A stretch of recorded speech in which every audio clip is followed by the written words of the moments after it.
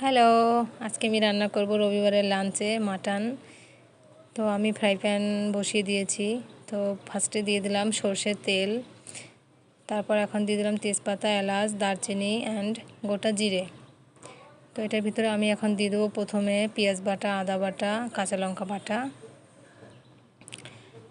দিয়ে এখন আমি দিয়ে দেবো হাফ চামচের মতো নুন, হাফ চামচের মতো হলুদ। এখন আমি মশলাটা কষিয়ে নেব।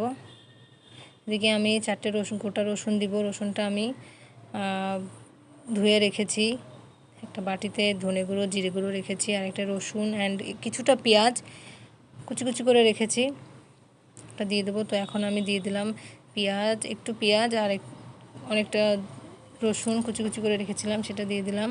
তো এখানে ধনে গুঁড়ো, জিরে গুঁড়ো আছে 1.5 চামচ করে, মশলাটার সঙ্গে আমি এখন দিয়ে দিলাম। তো মশলাটা ভালো করে অনেকটাই কষানো হয়ে গেছে মশলাটা। এখন আমি মাটনটা দিয়ে দেব। এখানে 1 কিলো মাটন আছে। মাটনটা ভালো করে কষিয়ে নেব। তো আমি এখানে 1 চামচের মতো নুন দিব, 1 চামচের মতো হলুদ গুঁড়ো দিয়ে দেব, দিয়ে ভালো করে মাংসটাকে কষিয়ে নিব। তো ঢাকা দিয়ে রেখেছি, ঢাকনাটা উঠিয়ে দেখছি কেমন হয়েছে। তো মাংসটা থেকে জল ছেড়ে দিয়েছে। তো মাটনে আমি একটু টমেটো দিয়েছি, মাটন থেকে জল বেরিয়েছে।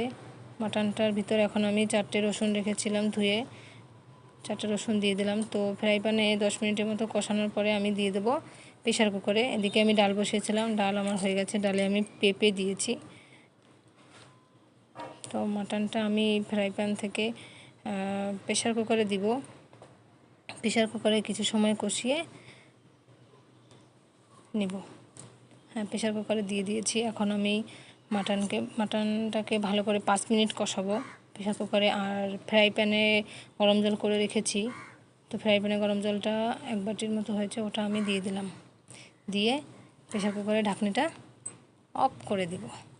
এদিকে আমি টমেটো বসিয়েছি, টমেটো চাটনি হবে। তেঁতুল দিয়ে টমেটোর চাটনি ফ্রাই।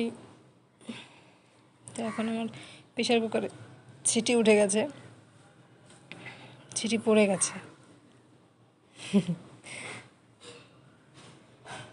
প্রেশার কুকারে সিটি হয়ে যাবে। তো টমেটোটা অনেকটাই হয়ে গেছে, টমেটো নামিয়ে নিয়েছি। তো মাটনের সিটিও পড়ে গেছে, অনেকগুলো হয়ে গেছে, 7-8টা তো দিয়েছি। তো মাটনটা সাইডে রেখে এখন আমি ভাত বসিয়ে দিচ্ছি। মাটন হয়ে গেছে, চাটনি হয়ে গেছে, ডাল হয়ে গেছে, এখন ভাত হবে। ভাত হওয়ার পরে সবাই আমরা লাঞ্চ করব। তো মাটনটা ঢাকনিটা একটু সরিয়ে দেখি কেমন হলো মাংসটা, আপনাদের সবাইকে দেখাচ্ছি। দূরে কি জ্বালা, ঢাকনিটাই খুলছে না। এখন খুললো, দেখুন মাংসটা কেমন হয়েছে, আপনাদের আমি চামচ দিয়ে দেখিয়ে দিচ্ছি।